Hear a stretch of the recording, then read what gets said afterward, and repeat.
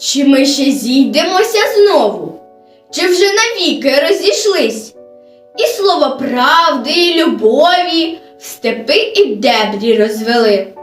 Нехай і так, не наша мати, а довелося поважати, то воля Господа, годіть, смирітеся, молітесь Богу і згадуйте один другого.